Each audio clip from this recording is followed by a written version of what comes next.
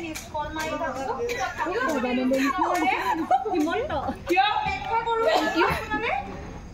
কিয় ফোন মাৰিব লগা হ'ল মোক মোবাইলটো ৰিচাৰ্জেই নাথাকে কিয় তহঁতৰ মতাকেইটা ৰিচাৰ্জ কৰি দিব নোৱাৰে ৰিচাৰ্জটো কাটি দিয় আমাৰ মৰম চেনেহ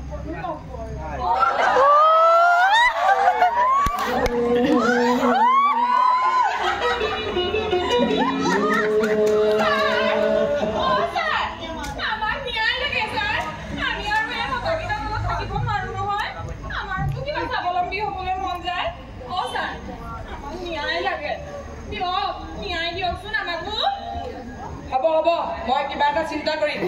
তহঁতকো মই ন্যায় দিম এচিষ্টেণ্ট ফাইলটো দিয়া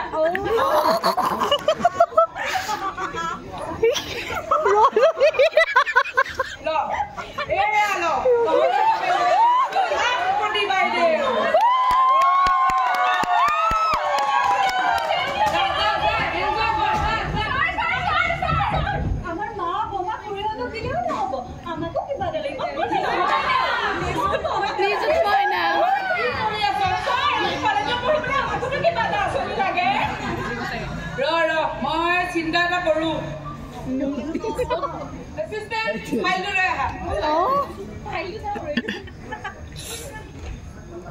এজনী এফালে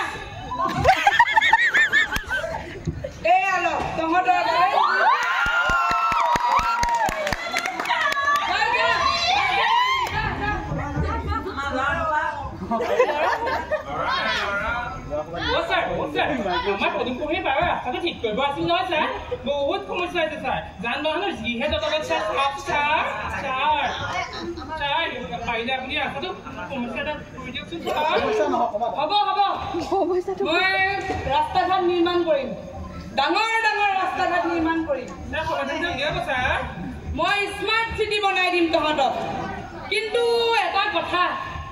ৰাস্তা ঘাট বনোৱাৰ নামত যদি গছ গছনি কাটা যায় তেতিয়া কিন্তু তহঁতে মোক প্ৰতিবাদ কৰিব নাহিবি মোৰ ওচৰলৈ প্ৰকৃতি থাকিলেহে মানৱ সমাজ জীয়াই থাকিব যদি প্ৰকৃতিক ধ্বংস কৰি পেলাই আমি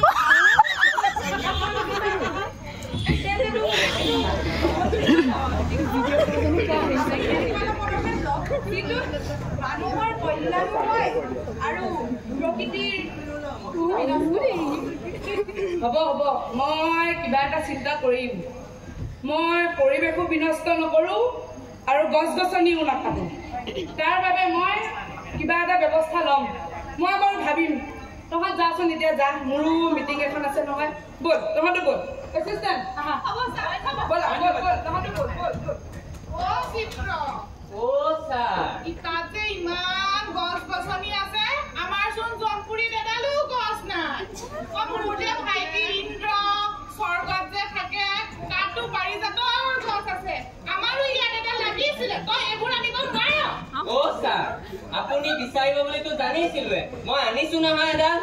আমাৰ জমপুৰীতো এডাল গছ ৰুম ছাৰ বলক ছাৰ আহক